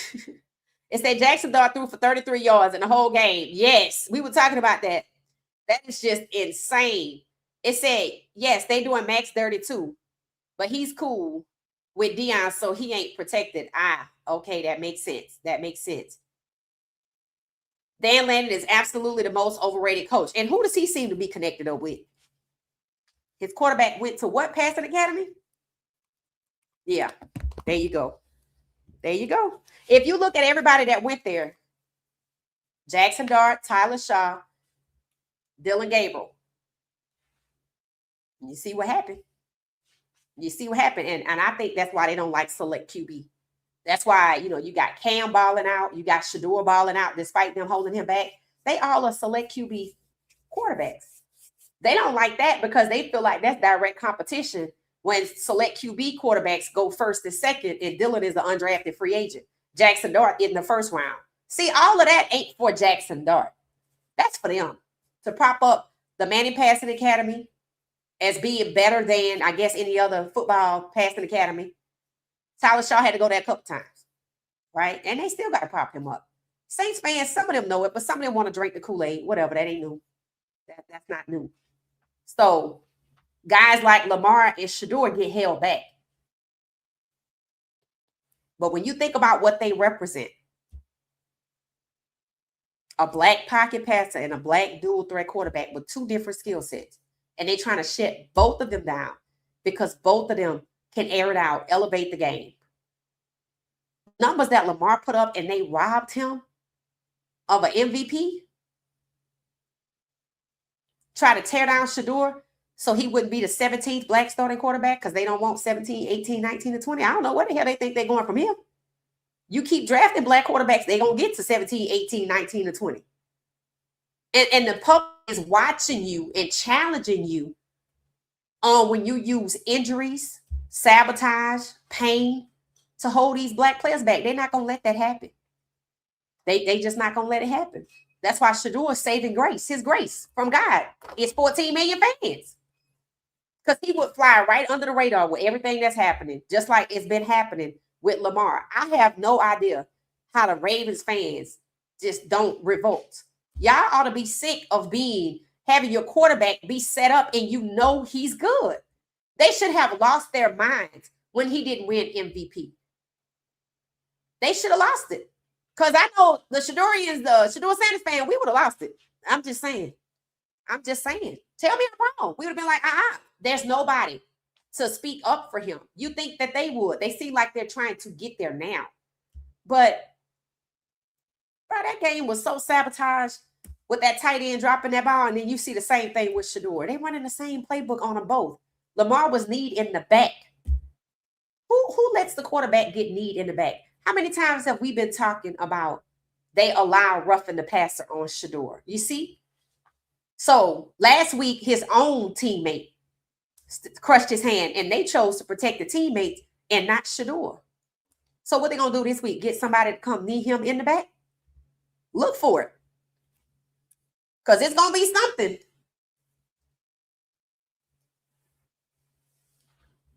It says Stefanski's evil and he's hurting Fanning from getting Rookie of the Year. Maybe so the New Orleans QB can win. Interesting. That's an interesting scenario. So you think it's about Rookie of the Year. Yeah, because they said he's 12 catches away from something, and he's already a Pro Bowl alternate, And yes, they probably robbed Shedeur that. The only quarterback to still be rookie of the week. They're going to try to make it this week. And remember, they got Tyler Shaw going up against the number 1 pick in the draft. I think they're going to try to embarrass Cam. Because, watch. As a matter of fact, I already saw them saying that today. Tyler Shaw should have been the number 1 overall pick. I'm like, bro, get the hell out of here. He was the 8th, EIGHTH, however you spell 8th, ranked quarterback. And he was supposed to be number 1. I'm like, it's the narratives that get pushed aggressively when they want to prop up somebody are just crazy. They just crazy. It says Stefanski and Harbaugh are literally the same coach. I agree. They run in the same playbook. They are both servant leaders. It said trash coaches that keep a job because they are in the club. I agree. And you know why? Because they're willing to do the work. They willing to hold back the right quarterback or the black quarterback. That's why they have jobs. Harbaugh should have been fired after that AFC game. Because why would the Ravens bring in all of this talent for Lamar to throw to, and you put in Andrews, who been there 14 years, who didn't get the job done? You wouldn't need no more talent. But because they got more talent for Lamar, they like, screw them. Just get the ball to Andrews. He was here first. That's all it is. Feeling like they're being replaced. He is being replaced. He's not that guy. You know what they said? I think when they played the Ravens, Mark Andrews won, leading the highest yards for a wide receiver in Baltimore. And people were like, he a tight end. He ain't even supposed to be getting it like that. 2% battery life for propped up. Because, and the leading tight end coming out of college this year is black. I was just looking at it. He's black. Let's see what happened with that. It said Lamar Jackson is tied with Big Ben for the most games with the perfect passer rating. Oh, that's good information. Thank you for that. It says Dylan Gabriel got hurt at Walmart. Couldn't reach the paper towels. Must have been because I don't know how the hell he injured. I don't know how the hell he's injured. I have no idea. Acho used to be colonized. That's what it is given. That's what it's given. I hate to say it, but that's what it's given. That's what it's given. It said ESPN had the audacity to compare Josh Allen in the playoffs to Jalen Hurts' Super Bowl championship bowl MVP. Jalen Hurts been to the Super Bowl 2 of the last 3 times. Right. And guess what? Last week, before Jackson Dart put up 33 yards, they were comparing him to Jalen Hurts. Yep. I was like, y'all have lost your mind. I was like, y'all have lost your mind. And when that didn't work out, they done moved over to Tyler Shaw. I'm like, I don't know who the hell they're going to be comparing him to this week, but anything to prop them up and push down these black quarterbacks, man, that's crazy. I'm like, this is the craziest, and it's going to be crazy for years to come because the battle, the war that is being had is 17-32, and they succeeded in the draft. Let's see what happens. Let's see what happens. Because it's going to happen eventually, but it's going to be war until it does. And the fans going to start catching on. They'll probably catch on more, next year, depending on what they do with Dante Moore. I have Thomas Castellanos. He should know.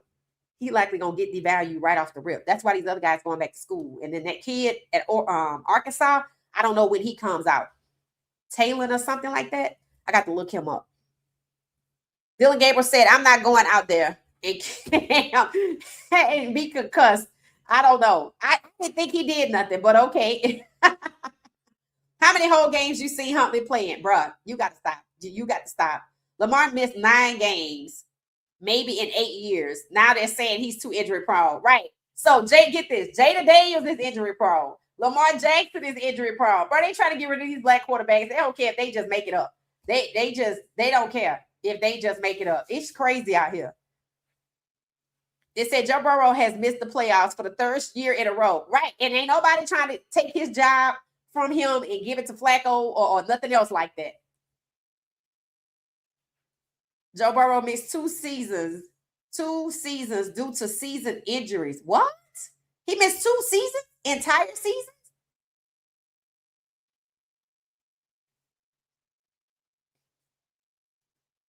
They will continue to move the goalposts. Yep, I agree. I agree. I agree. Y'all stop arguing with Danny. He just, I don't know. Let him be delusional in the comments, as long as he don't be rude. Like, get the hell out of here. We have watched Tyler Huntley play. Stop. Oregon has a history of trash QBs in NFL. Yeah, I don't know much about their history. I just know that damn Dylan was propped up on that Heisman stage for sure. Lamar put those numbers up without an elite wide receiver one. He's literally Elway with Michael Vick agility and speed. Oh, that's a good comparison. Okay. Elway. Okay.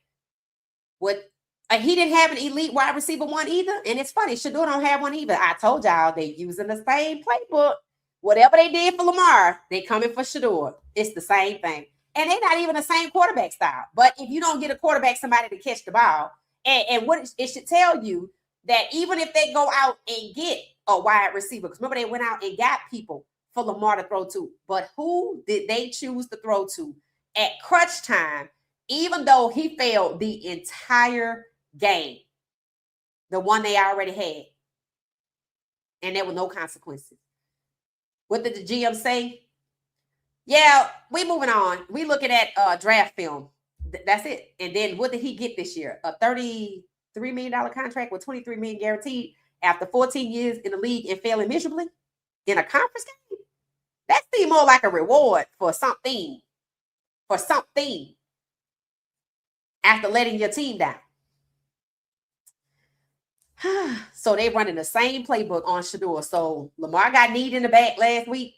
Shedeur had his hand crushed. I guess we're going to have to pray Shedeur overcome whatever they're going to try this week, because that's why Stefanski still have a job.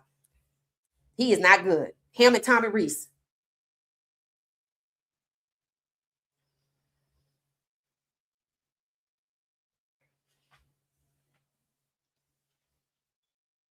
I knew this game for Shedeur was going to be sabotaged because this Stefanski last chance, because next week game will have second and third string starting. So Shedeur better watch himself. I totally agree. I totally agree. The fact that he was isolating the tight ends to be the guy that stepped on Shedeur Sanders' hand with no consequence is very telling. It's very, very telling. He shouldn't even have a job. Anybody else out here crushing their quarterback hands? The quarterback is the most important position on the team till the quarterback is black. That's exactly what it is. That's what Ravens fans have been saying. They were upset that Andrew got that money when the black tight end, Isaiah Likely, who's better, Lamar's favorite target, got benched. Right. And what did I say after that AFC game? I said, why did he throw that ball to Likely? Because he proved he could catch it in the elements. He had already proven himself. They had number 16 prove he could catch himself. They took Andrews out for one snap, put 16 in. He did well. Took him out the game. It's the same Stefanski type BS. Took him out the game and put Andrews back in, and he did his thing. They only took Andrews out for one play to make you feel like they were trying to change it up and give a chance. No, that was the script, bro. These people are not going to let Lamar Jackson and possibly Shedeur Sanders win any damn thing. But the difference between Lamar and Shedeur is 14 million fans. So pressure bust pipes all the time. So keep it up. So yeah, when they lost to the Bills, we were live. That was the craziest shit I had ever seen. I'm like, they were up by how many touchdowns? Was it 2 or 3? And I'm like, the Bills can never beat the Ravens straight up. They always have to have crazy help from the Ravens. That time it was Derrick Henry. The year before it was Mark Andrews. Pay attention. The O-line, the dirt divers. Well, Mark Andrews, think about it. They were white. Batonio and Conklin. And then the second time and going forward, they were black. Just like they switched from Andrews to Derrick Henry. They switched from Batonio and Conklin. No consequences for them. And they let the other two catch the heat. Same thing. Instead of using Andrews again, they switched off to somebody black, and that was Derrick Henry. Yep. It's the same playbook. You should be able to go look at Lamar's last game and you're going to see Shedeur. Go do it. I'm probably going to do it. The way you see Lamar plays now is not the same when he came in. He got the map from the way he played in college and Huntley played. Danny, please stop. Like, I believe in you, sir. We watched Danny play. We watched Huntley play. It is okay. Yeah, give it up, bro. Give it up. It said Lamar missed a few games in 21 and missed a few games in 22. Was it due to injury? Was it due to injury? They had a chance to get Lamar Jettas and Pickens. What? They could have got Justin Jefferson. What happened with that? Oh, hell, probably the same thing that happened to Sashi, the black G, Harvard-educated GM from the Browns. He got fired, so he don't get Lamar. That's how serious they were. They fired that man. That's crazy.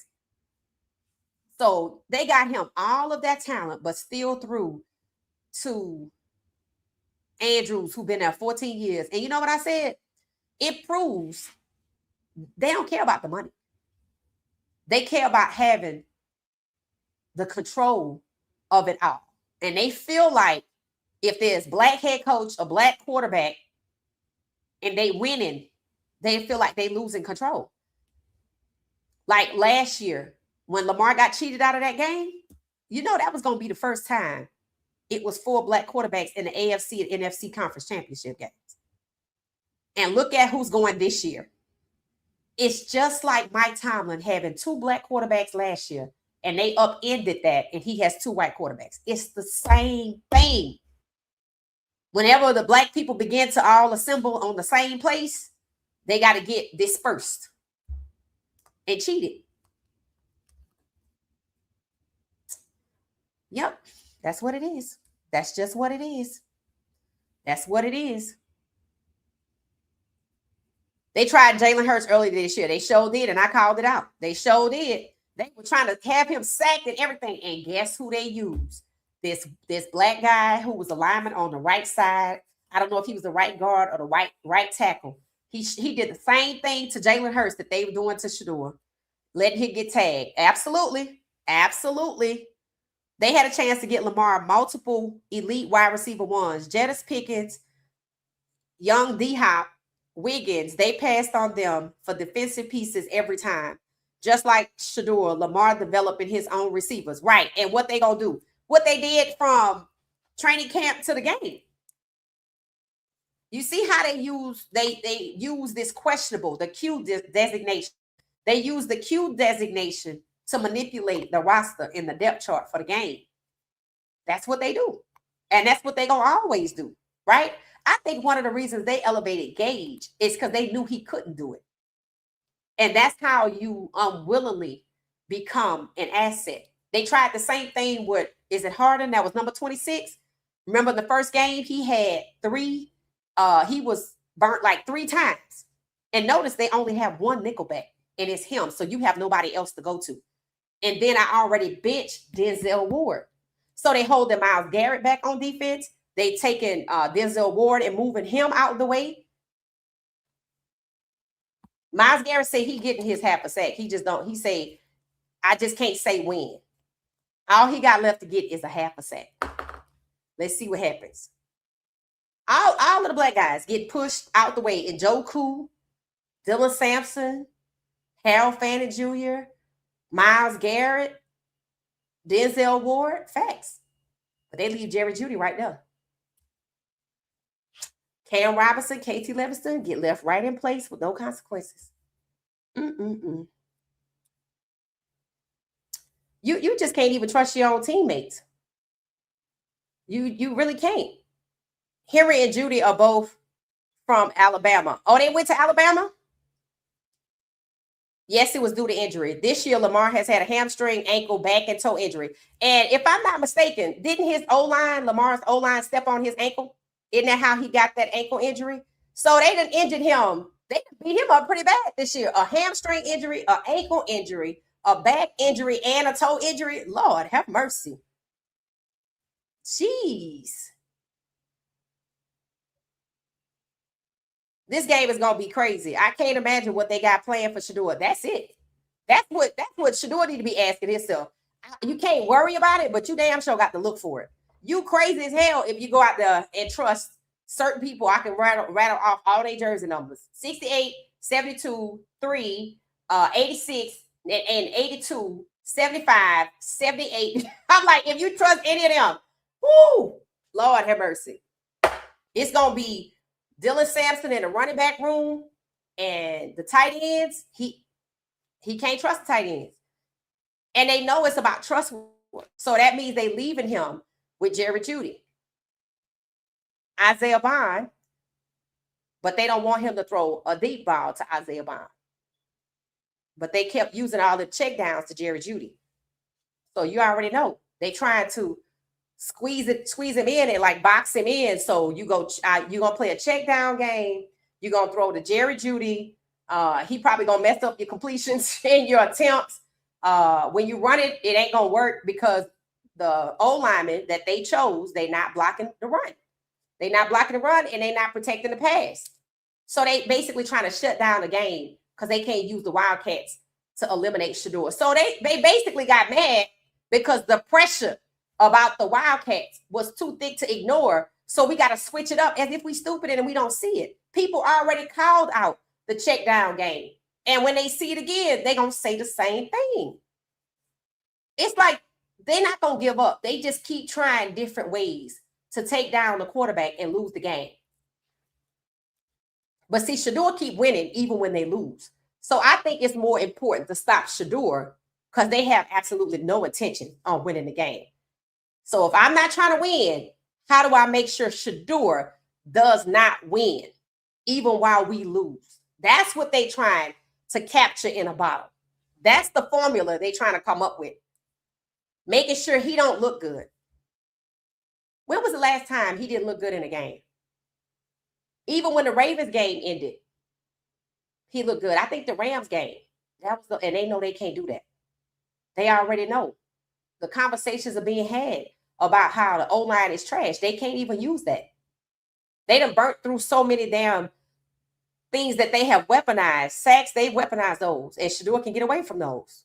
So they trying to figure out how to suppress him in the game that they're trying to lose so he don't walk away smelling like roses. Let's see what happens. But I'm pretty sure he knows what to look for.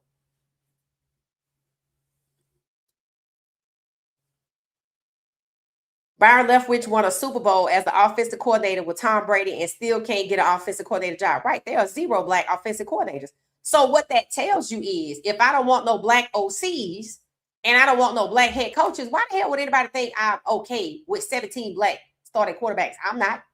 They are not. And just like they got to 0 offensive coordinators, they're going to try their damnedest. They're going to try their damnedest to get to 0, maybe 1 or 2. I think they got 4 black head coaches. They're going to try to get to 2. And they're going to try to whittle away as many black quarterbacks as possible before this next draft. That's why they're talking about Jaden Daniels is not dependable because he injury prone. Russ, he ain't going to be back anyway. Jameis Winston, don't know what's going to happen with him. So that's 3 right there. And CJ Stroud for a contract conversation. They already making him look like toast, but he somehow ended up in the hunt or a wild card situation. So he might make it. They thought they was going to put Caleb Williams out the pasture, so much so that they paid his backup, his D3 backup, $10 million. I wonder if Huntley make $10 million because he a backup. No, he don't. Transfer of wealth, buddy system. That's all that's going on. It's like they don't care about the competition because it's too many black quarterbacks, so we don't want to give them that VIP status. Like I said, the black quarterback is the most important position on the team until the black quarterback, the quarterback is black. I even said when we were talking about Jaden Daniels that they coming for him, and we were having conversation in the community, and somebody said, yeah, but they treat him like a king. Do you still feel like that? What changed? They were not going to let him get back to that conference championship. If they didn't let Lamar get there, they're not letting him get back there. They're not. If the Super Bowl or these conference games were today, who's in it? Who are the 4 quarterbacks? Better yet, how many are black? They went from 3 and one with Josh Allen, 3 black and 1 white one. And I bet they have flipped it on its ear, and it's 1 black one and 3 white ones. Am I right? We shall see. We shall see. All right, we getting ready to wrap up. Protect yourself, Shedeur. Facts. They stepped on Lamar's foot twice, and the Ravens fans were demanded to know who did it. It said they wouldn't release a name. It said fans are talking about rioting if Lamar is traded. Hell, that's what happened with Shedeur. Remember, they wouldn't tell you who crushed his hand. It didn't take much to find out who it was and post it. I don't know why they don't camera everywhere. Hell, even CBS was showing what was going on. So I don't even know how they thought nobody would knew it was Whiteheart. It was obvious. He the only one that had his shoes like that. I'm like, it was obvious. But you see how they protected him but not Shedeur? And they protected whoever injured Lamar and not Lamar? I just can't wait till fans get to the point where they're like, wait a minute, this is happening to Lamar and Shedeur. See, a lot of fans are siloed. They only looking at the Ravens. They're not looking at the opponent. I look at the league holistically. So I see the issue with 17-32. I knew it was supposed to happen this year. And the moment I figured out why they trashed Shedeur the way they did was so that instead of 17 and 18 being black, 17 and 18 were white. Jackson Dart, Tyler Shaw instead of Shedeur and Jalen Milroe. Yep. And they got Jalen Milroe in college, but they got Shedeur in college, technically. As long as Judy don't act, Shedeur will ball out. Yeah. The fact that they trying to bench and suppress Fanning is crazy, right? They try to suppress Harold Fanning Jr. and he not injured. They want to shut him down and he not injured. And he don't want that. So there's a back and forth. I guess we're going to see what it is on game day, who come out there. But that's crazy. All right, y'all, we're going to get out of here. This was excellent. Stay safe in these next 2 games, Shedeur. I totally agree. Huntley don't make $10 million, but the white third string behind him does. What? Oh, my God. What was his name? Cooper Rush? What? That's crazy. It's also about the money. It's about who gets the money. If you notice, they don't care if they waste the money. They brought all that talent in for Lamar to throw to and wasted it because they threw to Andrews and they paid him the money. It's the buddy wealth transfer system. Okay? But I will waste money bringing in resources for you to think that we're not discriminating against you. I will. I absolutely will. And I will draft a black quarterback in the first round, number 1 overall, guaranteed $48 million, and let him get sacked 50 times. And the black quarterback, number 1 overall before him, let him get sacked 72 times. And Bryce Young, first number 1 off the board, I will bench him and let him get sacked 65 times because I had to pay you that money. It's like, if you get what you deserve, it's going to cost you. It's going to cost you. I don't even know if Lamar have enough to pay to win a Super Bowl. Look at all the injuries that he sustained this year. Jaden Daniels too. Look at how far they got last year. Thank God, maybe it's good Shedeur ain't going nowhere. Because pain is a weapon. So we'll be back tomorrow, guys. We're going to do a watch party. We're going to watch the game. I have got to go in here and see. Let me look right fast. And see, who is it? The Steelers versus the Browns. I need to see what network is on because I got to have a backup. I have to have a backup to watch the game because look at what happened last time. How to watch the Steelers and the Browns. Let's see. What is it coming on? Is it going to be on Fox? It said one of the top receivers in the league will be on display when Harold Fanning and the Cleveland Browns, 3-12, host the Pittsburgh Steelers, 9-6 on Sunday. One of the top receivers in the league, and they want to shut him down. That's crazy. They ain't say nothing about the quarterback. How to watch it. Oh, Oh, it's gonna be on CBS. That's Paramount. We good. So we're gonna do a watch party. So I have it on the NFL Network, the Sunday ticket I bought, and I have it as Paramount as a backup in case they block it out like they did last week. All right, y'all, we're gonna get out of here. I won't be back tomorrow night because I'm going to the Hawks game. This is Hawks versus the Knicks, and that started at 8:00. So I might go live from over there for a minute. But no live stream tomorrow because I got to go out and do my, basketball thing because it's time to start, shifting to basketball. All right. So I will see y'all later. I'll probably just drop some other videos. But other than that, I'll just see y'all later. And I'll probably pop in from the game and just let y'all see the vibes and get back to the game. Maybe at halftime or something like that. So y'all go enjoy your evening. I'm getting ready to go enjoy mine. I'll be back Sunday at 10:35. If not before then, it'll be a pop-up. Don't forget, I'll be back Sunday. What time is the game? The game 12:50 p.m. So I'll see y'all Sunday, 12:50 p.m. for the watch party, Shedeur Sanders versus Aaron Rodgers. All right. So I'll see y'all Sunday. Have a good one, everybody. And I'm going to schedule the watch party too. So turn your notifications on.